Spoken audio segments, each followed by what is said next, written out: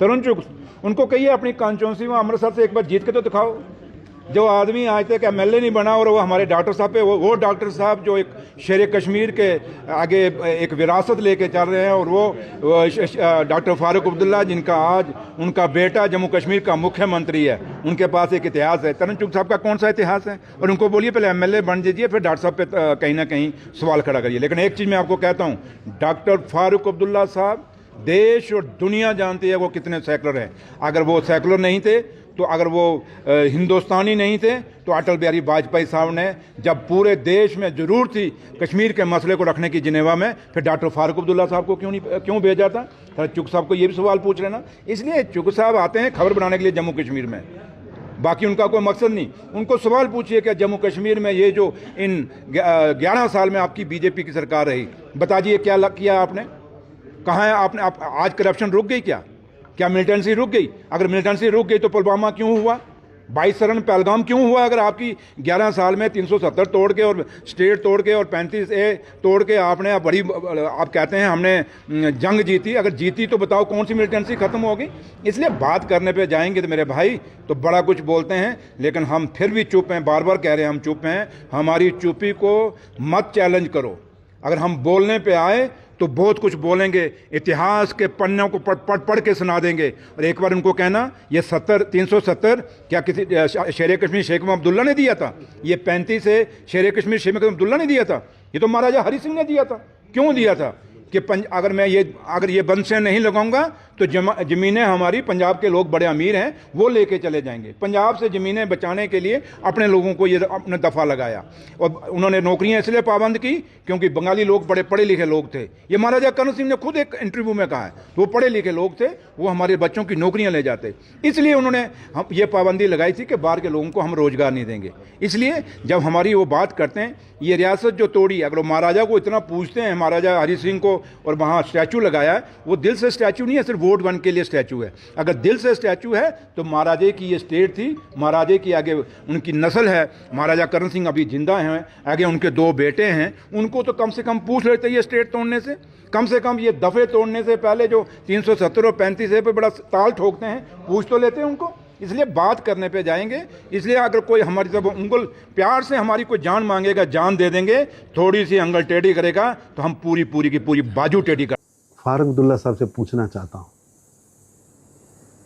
आपने लोकतंत्र की बात की है, देश जानना चाहता है जब 1,60,000 कश्मीरी पंडितों को कश्मीर से जबरन धमकाकर भय पैदा करके निकाला जा रहा था, आप मुख्यमंत्री थे, मुफ्ती साहब देश के गृह मंत्री थे, आपने क्या उपाय किया? तब लोकतंत्र की चिंता आपको नहीं आई, तब मानवता की चिंता नहीं आई, तब आपके मन में कौन सा आपातकाल आया था? और आपने जम्मू कश्मीर के अंदर 1980s से किस तरह लोकतंत्र को कुचला है? कौन बायकॉट की राजनीति करता था? कौन बायकॉट की राजनीति पर सत्ता में पहुंचता था? किसने वोट की ताकत को जनता से छीन कर जबरन मुख्यमंत्री का ताज पहना था? इतिहास गवाह है। फारूक अब्दुल्ला साहब, कई बार दिल करता है कि आईना देखें आप, आपको ध्यान में आएगा कि लोकतंत्र को दबाने के लिए, लोकतंत्र को कुचलने के लिए आपके नेतृत्व में नेशनल कॉन्फ्रेंस और कांग्रेस ने कितने पाप जम्मू कश्मीर में किए हैं, जिसका भार आने वाली जनरेशन हो रही है। प्रधानमंत्री मोदी जी ने जम्मू कश्मीर में विश्वास और विकास दोनों पैदा किए। जहां भारी बायकॉट कराते थे, सैकड़ों वोट लोकसभा में पड़ते थे, आज भारी पोलिंग हो रही है।